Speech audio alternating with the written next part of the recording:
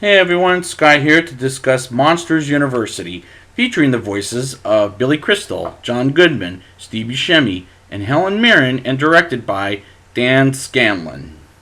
Now, I've only seen this movie once in theaters, but I don't remember a single thing about it, except I know they go to the university, and they become the bestest friends by the end of the movie, but I couldn't really tell you how.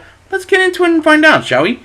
As a young monster, Mike Wazowski makes a field trip with his class at school at Monsters Inc.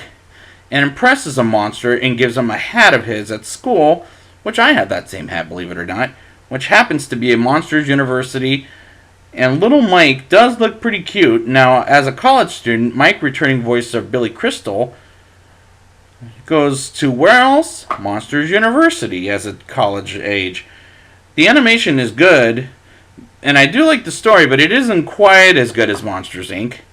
Mike meets his roommate, Randy Boggs, a.k.a. Randall, returning voice of Steve Buscemi.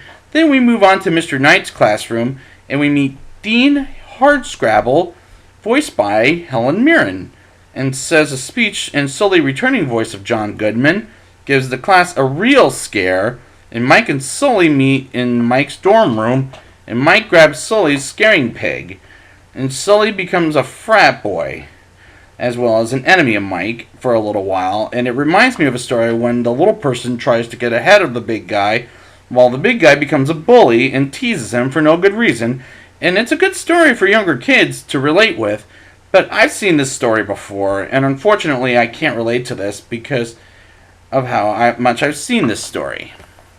Mike and Sully sign up for Uzma Kampa frat, I think I said right, forgive me if I said it wrong, to be in the scaring program with Terry with a Y and Terry with an I, and Art and Squishy and Tentacles, and he reminds me of Flanders from The Simpsons, in my opinion, who's typically no one's first choice, and I like these characters as underdogs.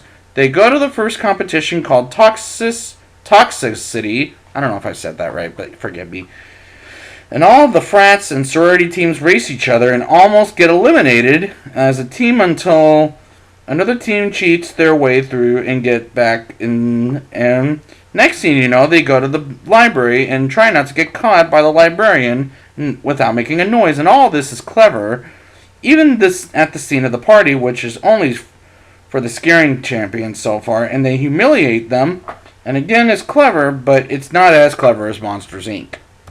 The team sneaks into Monsters, Inc. as a field trip, and that's when Mike and Sully become very good friends, and they all get caught by security guards, and we get a scene from the Raiders of the Lost Ark when they say to the mother of Squishy to start the car, and they get away as they get prepared for the games, and they are in second place with the big scarers, and Dean Hardscrabble, or Handscrabble, I don't know what her name is anymore, tells Sully to betray Mike, and Sully, for Mike's great tips, returns the favor by teaching Mike how to scare, and we see their relationship grow, and I love the idea of the prequel of how Monsters, Inc. happened like it did. They go to the final games between the protagonist and antagonists, let's say by the rest of the show, and they win, and they're winning so far, as Sully scares harder than Randall, and Randall is humiliated by having hearts on his body, and Mike scares harder than the leader of the antagonist, and Mike realizes Sully's set up hard to easy and gets upset to the point he tries to break into the scare lab to scare a camp full of kids.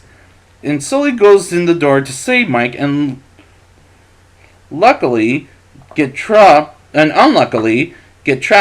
scare the bejesus out of the cops and get out of the human world alive and get expelled, and surprises Dean Hardscrabble, and they start working at Monsters, Inc. as starting from the mail room to reach their way up as they are from the Monsters, Inc. movie from last week. And as a climax, it's more clever in my opinion. Now it's time for the rating. I'll give this movie a 8.1 out of 10. Not quite as good as Monsters, Inc., but it was clever, and I admire that. I felt the characters' relationship growing with them, and as the movie may be the best prequel I've seen in all my life, and I rooted for the underdogs and I've seen some of the stories like this, but it was clever and fun. I give this a try. So I'd like to thank you guys for joining me for the Monsters Inc. retrospective, and until next time, say scream!